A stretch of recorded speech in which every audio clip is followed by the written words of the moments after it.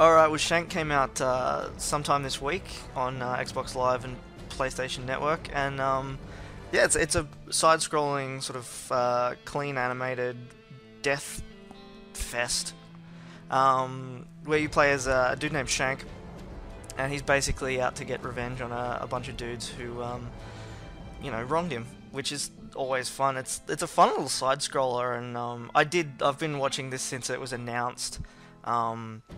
I think 2 years ago or something, and desperately waiting for it to be released, and finally got my hands on it, and it's so much fun. I mean, I had a lot of like fun just running through, having all the attacks from day one setting out. You've got the title Shank that the guy uses, which is just, I think it's just a carved piece of wood or bone or something. There's also guns, dual guns, and a chainsaw. So, you can't go wrong with something like that.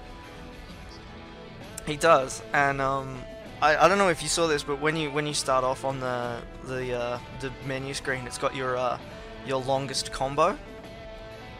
Yeah. It was like during a loading screen, I think I saw Yeah, it. yeah.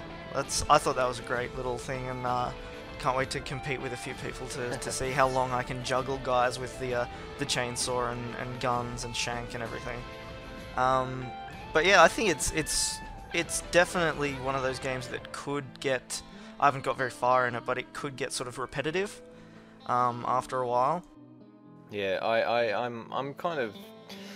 I think I'm going to blame Scott Pilgrim because I didn't really dig that game, and I really got bored quickly in that, and I did find myself getting a little bit bored playing this.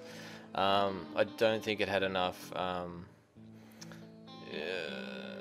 in it to actually keep me interested in the long run. Like it could be good. I think this would be another one that's a good co-op game. Yeah. But I don't. Does it have co-op options? It does, and it does. Again, it has this different co-op storyline.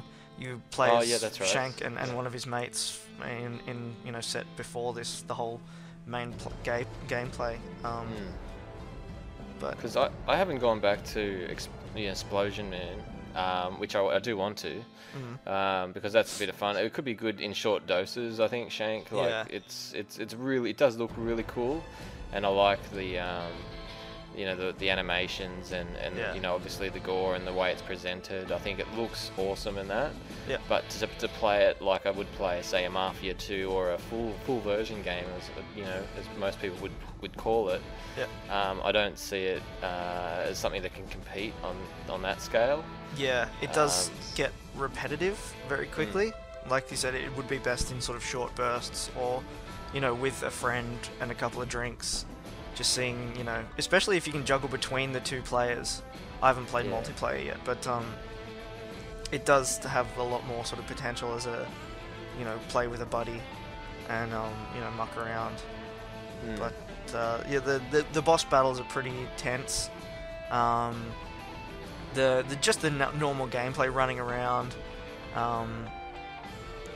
finding new ways to kill 3 or 4 guys at a time. That's, no one's going to complain at that. No, I have no complaints here.